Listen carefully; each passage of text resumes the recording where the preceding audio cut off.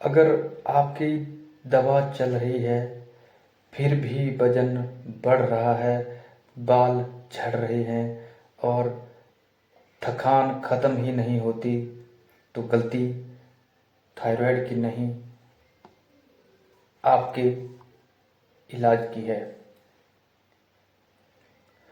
मेरे पास 34 साल की एक महिला आई, 10 साल से थायराइड की गोली खा रही थी। TSH नॉर्मल था, लेकिन वजन 12 किलो बढ़ा। पीरियड अनियमित थे, डिप्रेशन थी, हेयर फॉल सीवियर था। रिपोर्ट थी ठीक थी, पर शरीर बीमार था। तो चलिए आज देखते हैं थायराइड आखिर क्यों होता है और थायराइड है क्या। अगर आसान भाषा में समझने की कोशिश करें तो थायराइड कोई बीमारी नहीं, ये एक मास्टर स्विच है जो तय करता है आपका वजन, एनर्जी, हॉर्मोन्स, मूड और इनफर्टिलिटी। थायराइड अगर स्लो है तो सीधा समझिए शरीर स्लो है। कुछ एक मिथ जो ये समाज में देखे जाते हैं थायराइड को लेके, तो सबसे बड़ा जो झूठ है, मिथ है, वो ये है कि यदि TSH की रिपोर्ट नॉर्मल है तो सब ठीक है, लेकिन ऐसा होता नहीं है। सच्चाई ये है कि TSH, जिसको कि हम थायराइड स्टिमुलेटिंग हॉर्मोन्स कहते हैं, वो सिर्फ एक सिग्नल है, डिजीज नहीं। अगर हम असली प्रॉब्लम की बात करें तो वो है इंसुलिन रेजिस्टेंस। नंबर 2 पे गट खराब रहना। तीसरा स्ट्रेस हार्मोन और चौथा न्यूट्रिएंट डेफिशिएंसी। अगर हम थायराइड में भी देखें तो जो हाइपोथायरॉयडिज्म है वो सबसे कॉमन होता है। अगर हम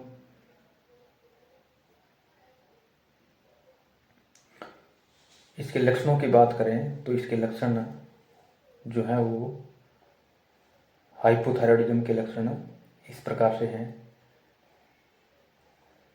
सुबह उठते ही थकान महसूस होती है। नंबर 2 पे ठंड ज़्यादा लगना,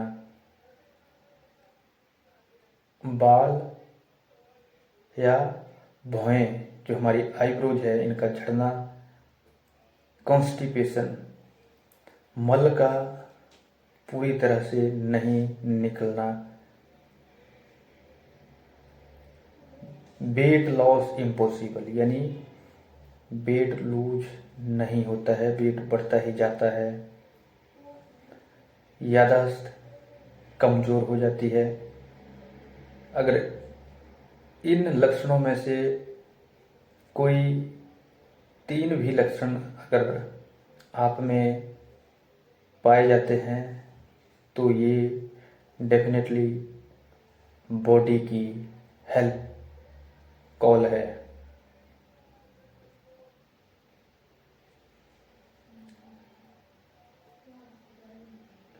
टैबलेट क्यों पूरी नहीं करती थायराइड की गोली? हार्मोन देती है लेकिन जो रूट काउज है उसे नहीं हटाती है, इसलिए डोज बढ़ती जाती है, बीमारी सालों साल चलती है और शरीर डिपेंडेंट बनता है, शरीर डिपेंडेंट बन जाता है। अगर हम इसके रियल सॉल्यूशन की बात करें तो इसमें क्या क्या रेमेडियल जो स्टेप हैं वो लिए जा सकते हैं, वो इस प्रकार से हैं।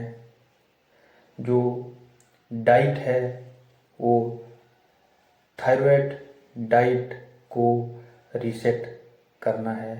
उसमें क्या क्या करना है, जो आपने अवॉइड करना है, शुगर, मैदा, कोल्ड ड्रिंक्स और सोया का एक्सेस सेवन, इन सब को आपने अवॉइड करना है। और जो ऐड करना है अपने डाइट में, देसी घी, कोकोनट, सीजनल फ्रूट्स और कुक्ड वेजिटेबल, इनका प्रचुर मात्रा में सेवन करना है। 2 से 3 न्यूट्रिएंट्स बहुत ज़रूरी हैं। अगर ये 3 नहीं है तो दवा बेकार है। ये जानिए ये 3 न्यूट्रिएंट्स आखिर कौन से हैं?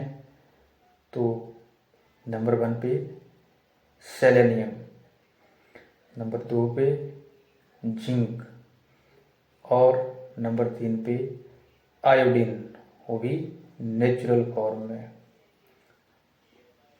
इसी के साथ ही जो स्टेप नंबर 3 है वो है स्ट्रेस एंग्जाइटी को फिक्स करना। स्ट्रेस का मतलब सीधे तौर पर थायराइड का सबसे बड़ा दुश्मन। तो इसको, स्ट्रेस को कैसे काउंटर कर सकते हैं, इसके लिए आप 10 मिनट प्रतिदिन अनुलोम विलोम करिए और शवासन करिए।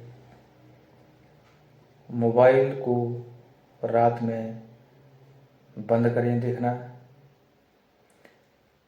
अगर आपने थायराइड को इग्नोर किया तो आगे आपको PCOS यानी पॉलीसिस्टिक ओवेरियन सिंड्रोम, इनफर्टिलिटी, बंधत्व, डिप्रेशन, अवसाद या फिर हार्ट इश्यूज आपको डेवलप होने के चांस बढ़ जाते हैं। थायराइड लाइफ टाइम नहीं होता। अगर बॉडी को सही सपोर्ट मिले, अगर आप चाहते हैं step by step reversal plan, तो कमेंट में ज़रूर लिखो थायराइड और वीडियो को उन महिलाओं तक ज़रूर पहुंचाओ जो रोज़ दवा खा रही है। धन्यवाद।